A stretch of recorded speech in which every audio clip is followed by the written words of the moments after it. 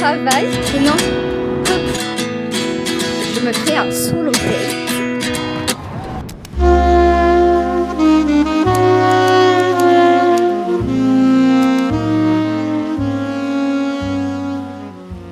Du coup, hier, on a commencé à chercher du boulot.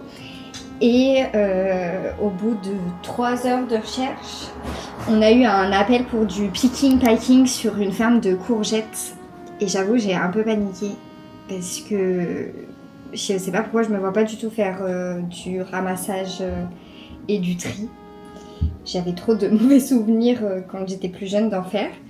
Et du coup, on a continué à chercher et Erwan, il avait posté en fait un message sur tous les groupes Facebook. Et ce matin, en se réveillant, il y avait une dame qui lui avait répondu en lui disant bah voilà, moi je cherche des housekeeping, c'est genre l'équivalent de femme de ménage, en gros. Elle tient un lodge à genre 6 heures de Sydney, 6 heures en voiture, hein, sachant que nous on n'a pas de voiture. Donc nous, on a regardé, c'était genre plus de 11 heures de transport. Et en fait, elle cherche des gens pour commencer la semaine prochaine. Et du coup, là, on a un entretien avec elle dans 20 minutes. Donc voilà, donc on est en train de préparer tout cet entretien avec les différentes questions qu'on aimerait savoir aussi. On sait déjà que c'est un travail qui compte pour les 88 jours, enfin en fait pour renouveler en fait ce deuxième visa. Et c'est ce qu'on recherchait en fait. On cherche... On a commencé à chercher hier, mais on cherche avant tout un boulot qui compte de suite pour nos 88 jours. Comme ça, on les fait d'un seul coup et puis après, on est tranquille. Mais on a postulé vraiment partout. Hein. On a postulé genre déjà partout en Australie. Donc, il y avait des trucs qui étaient plus du côté d'Adélaïde. Donc, c'est vraiment genre à l'opposé de là où on est. Faut prendre un avion et tout. Hein. On peut pas le traverser en voiture ou autre. Faut se mettre dans la tête que l'Australie, c'est aussi grand que l'Europe. Voilà, j'espère que ça va le faire, je vous avoue. On n'est pas, c'est pas un taux horaire à payer comme dans les mines ou autres, mais on s'en fiche en vrai pour un premier boulot. Comme ça nous permet de voir quoi. Les gars, j'ai oublié de filmer. Je suis trop deg. Mais en fait, elle nous a appelé et ça a pas fonctionné. Du coup, on a dû la rappeler. Enfin bref, il y a eu un petit micmac. On s'est mis à stresser et voilà. Ça a duré combien de temps ? 5 minutes. Franchement, ça allait au niveau de l'anglais, ça va. Mais il faut quand même comprendre un minimum en vrai. Ouais, mais elle a pas un accent... Bah, elle avait pas un accent de fou, non, elle avait un accent américain, quoi. Donc voilà, elle nous a dit qu'elle nous donnait une réponse finale cet après-midi parce qu'elle voyait 2 autres personnes, 2 autres couples, là à 10h30 et 11h, je crois qu'elle nous a dit. Donc voilà, franchement, je croise les doigts.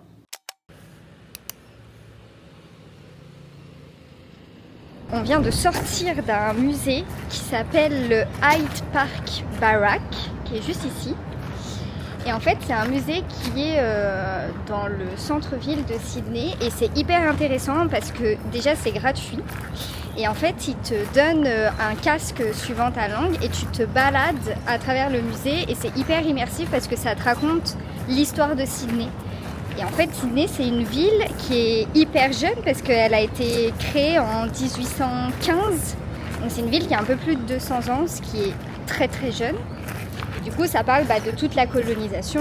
Et en fait, les colons anglais, quand ils sont arrivés en Australie, pour pouvoir créer tous ces bâtiments, l'église qu'il y a derrière, ils faisaient venir des exilés, en fait, des prisonniers, qui exilaient en Australie et qui devaient construire tous ces bâtiments pour construire cette ville.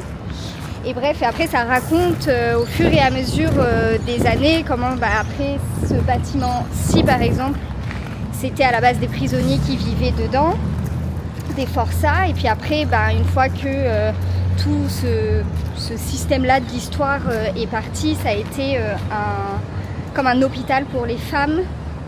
Tout ça pour dire que c'est hyper intéressant. Donc pour ceux qui viennent à Sydney, qui veulent connaître un petit peu plus toute cette histoire-là, l'histoire de la colonisation, des indigènes, des choses comme ça, c'est gratuit. Ça s'appelle le Hyde Park Barrack. Tu arrives à l'intérieur, tu demandes un casque de la langue que tu veux. Donc nous, on a pu tout suivre ça en français. Et c'était hyper intéressant. Et en voyant ces bâtiments-là, ces bâtiments anciens, ça me fait vachement penser à Boston où qui allie en fait l'ancien et les immeubles neufs d'aujourd'hui. Vous le voyez? Oui, vous le voyez, il est là. Vous savez ce que j'adore, en tout cas ce qu'on adore, c'est que nous sommes en plein mois de février et qu'il fait 30 degrés. Et ça, je peux vous dire que ça joue vraiment sur le moral et on a remarqué que les gens étaient hyper souriants. Genre le matin quand on va faire notre sport ou autre, déjà on trouve que les gens sont très très matinales, mais en même temps on a compris parce que il faisait chaud très vite, donc tous ceux qui veulent faire du sport, forcément ils se lèvent plus tôt. Mais c'est surtout qu'à chaque fois qu'on croise des gens, les gens nous sourient. Et au début, ça nous a pas surpris, mais on s'est dit, les gens ils ont l'air heureux ici. Tu m'étonnes qu'ils ont l'air heureux. Forcément, ils sont toute l'année au soleil comme ça, avec un temps de zinzin comme ça, et même quand il fait gris, il fait chaud en fait, il fait pas lourd. Il y a 2 jours, on a eu une journée où il faisait vraiment lourd, mais sinon, regardez comme c'est agréable quoi. Franchement, il y a pire comme cadre de vie.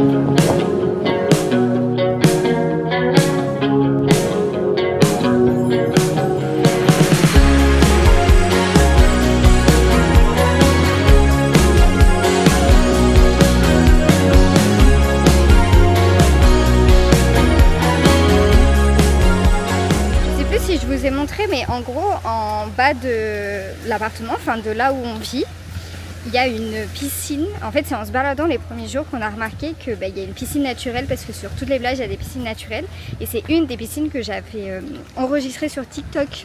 Et regardez,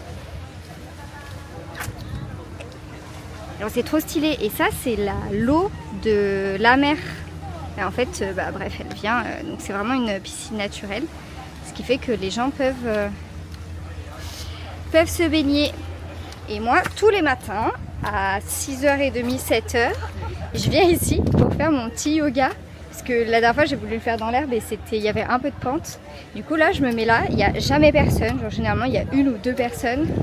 Et là, aujourd'hui, vu qu'il fait beau, forcément, il y a beaucoup plus de monde.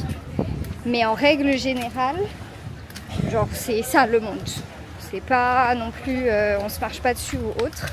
Et c'est surtout que le matin, tôt, à la fin du lever de soleil, t'as personne et c'est magnifique.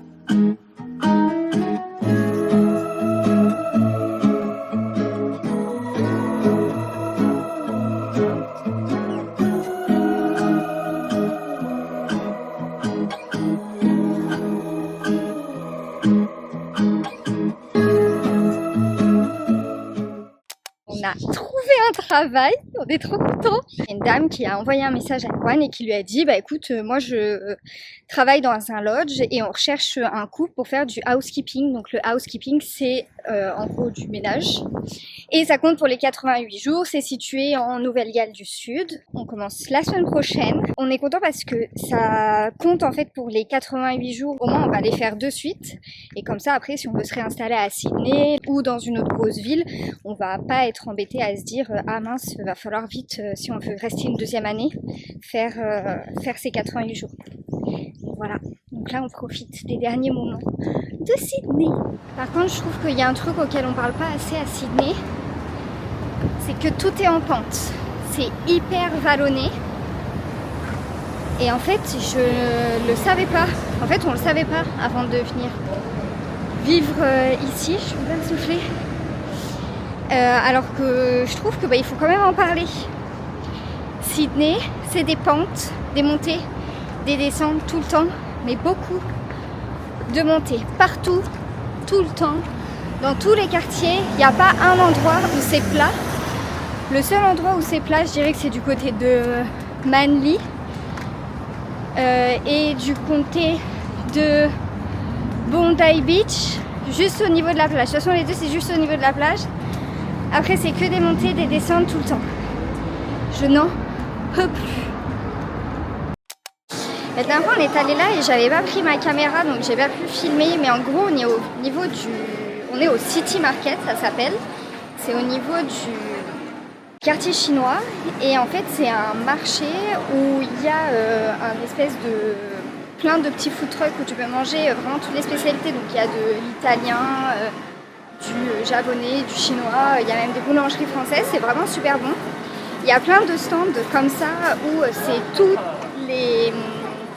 les souvenirs que tu peux trouver dans tous les autres boutiques de souvenirs et c'est vraiment pas cher. En tout cas, j'avais été avec une copine, on a été avec une copine qui nous a dit s'il y a des souvenirs à prendre, il faut les prendre ici parce qu'en fait tout le monde se fait livrer en fait ici. Donc il y a ça, c'est immense.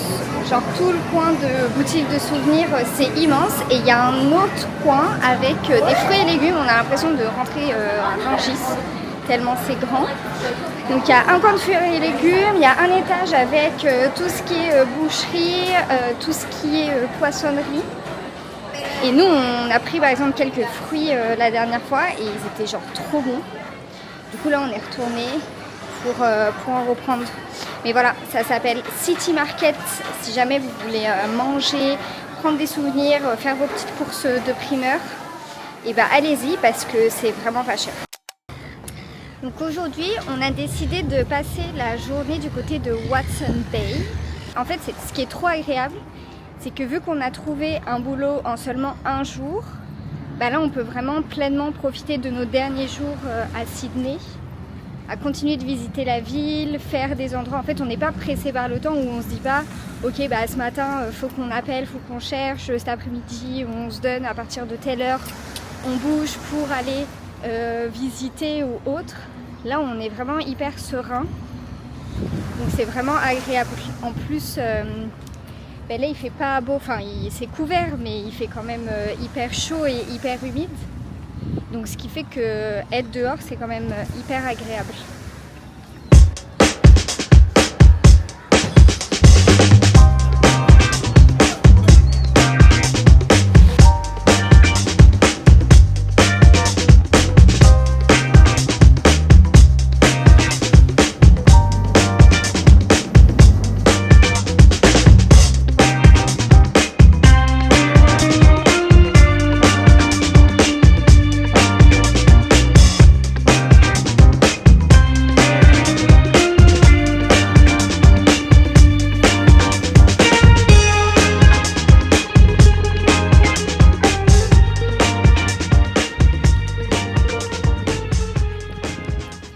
Ok les gars, ce soir, je me fais un solo date. Je suis en route parce que à Sydney, enfin ce soir en fait, à partir de 19h30, il y a le défilé de la Gay Pride et de Mardi Gras.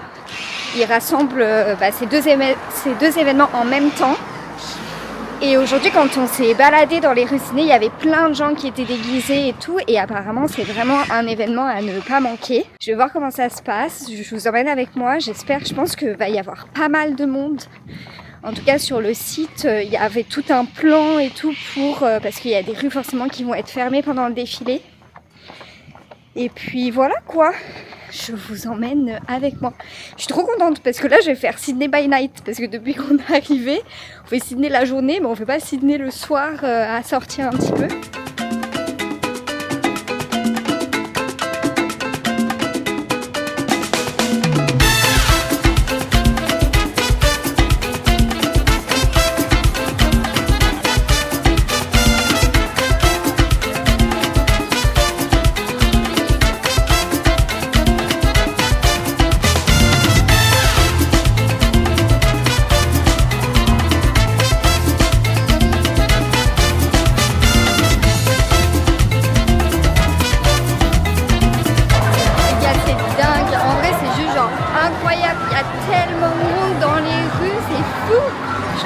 Genre tout le monde a joué le jeu pratiquement, genre tout le monde a soit des paillettes, soit genre déguisé en mode Mardi Gras ou avec le drapeau LGBT, genre c'est vraiment un mélange de toute cette communauté et en plus de ça, le fait que ce soit Mardi Gras, ça célèbre tout le carnaval et tout, genre il y a tellement d'associations, en fait c'est genre comme un corso qui font sous forme de défilé pour revendiquer une cause et tout, c'est trop beau. Les gens crient partout, genre c'est dingue. Écoutez, je viens de rentrer, j'arrive à l'appartement là. Donc c'était trop chouette de le voir, j'étais trop contente de vivre ça. Mais c'est vrai que je suis pas restée longtemps. Et puis j'avais un enjeu aussi parce que je prends le ferry pour rentrer.